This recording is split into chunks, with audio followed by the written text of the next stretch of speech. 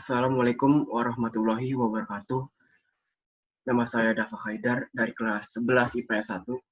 Pada kesempatan kali ini, saya akan mempresentasikan hak asasi manusia dan hak asasi pribadi dalam mata pelajaran PKN secara lengkap.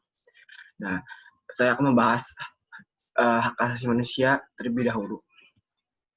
Hak asasi manusia adalah hak dasar atau hak pokok yang dimiliki manusia sejak lahir hingga meninggal, yang secara kodrat melekat pada setiap manusia dan tidak dapat digugat, karena merupakan anugerah dari Tuhan Yang Maha Esa.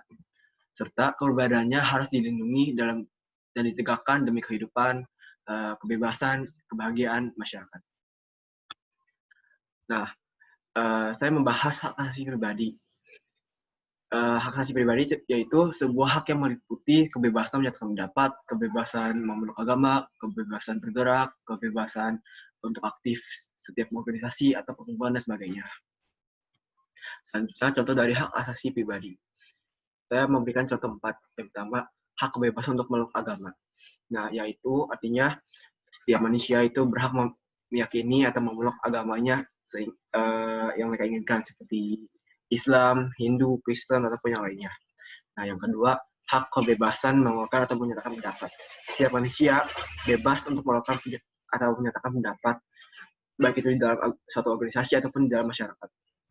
Yang ketiga, hak kebebasan memilih dan aktif dalam organisasi atau perkumpulan, yaitu setiap manusia berhak untuk memilih teman ataupun pergaulannya, ataupun berhak memilih suatu organisasi seperti Paskibra ataupun Pramuka.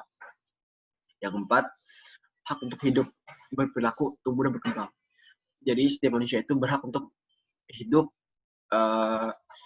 dan tidak boleh dicabut ataupun dihilangkan oleh orang lain.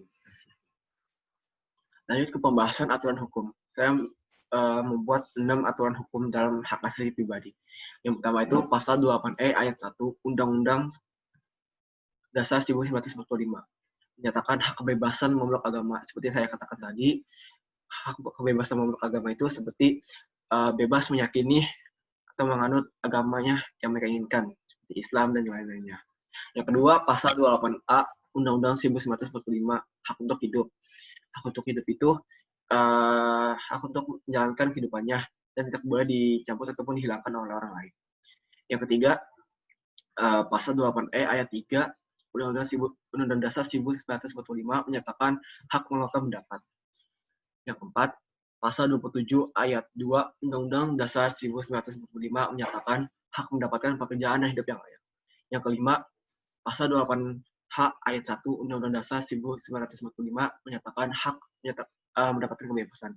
Nah, hak mendapatkan kebebasan ini hak untuk bebas melakukan, soal individu itu bebas melakukan apa saja, tetapi masih dalam aturan hukum. Nah, yang keenam itu pasal 31 ayat 1 Undang-Undang Dasar 1945 menyatakan hak mendapatkan pendidikan yang setara. Setiap manusia dapat hak untuk pendidikan yang setara.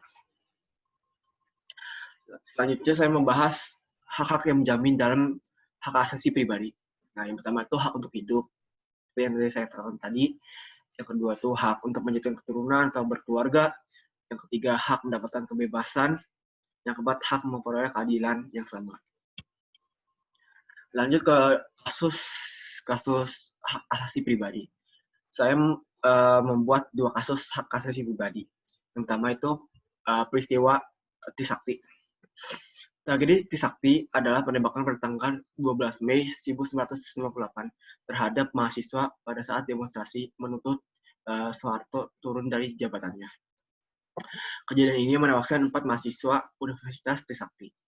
Kenapa saya memilih kasus ini? Karena di dalam tragedi Trisakti ini dan peristiwa Trisakti ini ada yang melanggar hak untuk hidup. Hak untuk hidup yang mereka membunuh 4 mahasiswa Universitas Trisakti. Dan yang kedua itu melanggar hak untuk menyatakan pendapat. Karena menyatakan pendapat, mereka itu dihadang oleh polisi ataupun dibuat semena-mena oleh pihak yang berwajib. Kasus yang kedua itu pembunuhan Munir. Nah, Munir adalah seorang aktivis pembela HAM, asasi manusia yang berjuang untuk menegakkan keadilan, khususnya bagi kaum buruh. Ketika akan melanjutkan pendidikan di Belanda, dalam perjalanannya ia tewas secara misterius melalui racun arsenik yang dicampur dalam minumannya. Nah, kenapa saya memilih kasus pembunuhan Munir? Karena dalam kasus pembunuhan Munir ini, ia tidak boleh menyatakan pendapatnya untuk menegakkan keadilan. Dan ia dibunuh oleh orang yang tidak dikenal. Karena menyatakan pendapat juga sih. Nah, yang terakhir itu upaya untuk mengatasi pelanggaran hak asasi pribadi. Menurut saya itu cara mengatasinya itu yang pertama kita harus meningkatkan iman dan takwa agar tidak melakukan sebuah pelanggaran HAM seperti membunuh ataupun yang lainnya. Nah, yang kedua, pemerintah terus berupaya mencari solusi yang terbaik antara melalui kajian-kajian oleh berbagai instansi yang berkompeten.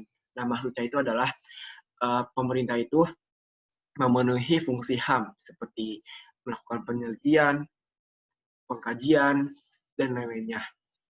Yang terakhir itu, pemerintah melakukan penyuluhan terhadap masyarakat mengenai esensi dari hak asasi manusia sebenarnya, dan mengedukasi mereka untuk mengetahui apa saja jenis-jenis pelanggaran hak asasi manusia yang ada dan berlaku. Sekian dari saya, maaf jika ada kata yang salah. Terima kasih. Wassalamualaikum warahmatullahi wabarakatuh.